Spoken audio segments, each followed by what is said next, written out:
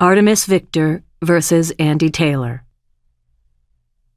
Andy Taylor is pumping her hands together, hitting her own flat stomach, thinking not of her mother sitting at home with her little brother, not of her car which barely got her here, not of her summer job, her lifeguarding at the overcrowded community pool, not of the 4-year-old she watched die, the 4-year-old she practically killed, and his blue cheeks. They shouldn't give teenagers the job of saving children. It doesn't matter how many CPR classes you've taken. She killed the boy with her wandering eyes. His swimsuit had small red trucks on it. He looked like he was made out of plastic. The feel of his thigh when she pulled him from the bottom of the pool, already dead, and the way it was so easy to grip because it was so small. She's not thinking about it. She's looking at the skylight and the light it's letting in on this shithole gym, and she's thinking about the things she always does wrong when she fights. Her lazy left guard, the way her left hand slips away and doesn't protect her face if she's not thinking about it.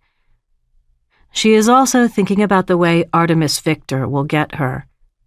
If Andy Taylor doesn't think about this fight will be over in a matter of seconds. Andy Taylor needs to think about her spacing and her stomach. Andy Taylor needs to think about her stance. They're still sitting and looking at each other meanly.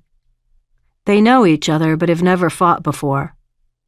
When you join the Women's Youth Boxing League, this facade of a sports association makes you pay $200 and then you get a free subscription to their magazine, which profiles its members, young girl boxers, one by one, so you see who's out there, even if they are across the country, and you get a good sense of who you're up against, and you know who they've fought and who they're going to fight and what their favorite hobby is, because God only knows what kind of a journalist writes this excuse for a magazine, but whoever it is seems to think it is valuable information and that it should be included in every athlete profile, because in every issue, there it is.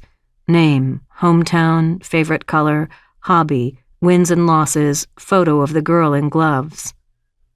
The photo is a wild card because some girls choose to take it in their gym clothes, while others choose to take it in halter tops, their hair down, their heads tilted, and their gloves resting on their hips. Andy Taylor would know Artemis Victor anywhere because Artemis Victor is the youngest of the 3 Victor sisters, a family of boxers whose parents come to every single one of Artemis's matches with shirts that say Victor, which is, of course, ridiculous, their proclamation of their daughter's winning records on their chests. Everyone knows the Victor sisters and what they've won and what they've lost, and the judges treat Artemis's family like old friends, which, in boxing, is especially infuriating because the gray area of a call is so often present, and if you know a judge has a special relationship with the participants, you can't help thinking, I'm being slighted, this is the end of me. If only I had parents willing to befriend my coaches, if only I had parents who could get off work, who didn't work, who could come see me win. Mr. and Mrs. Victor sit in folding chairs next to the ring.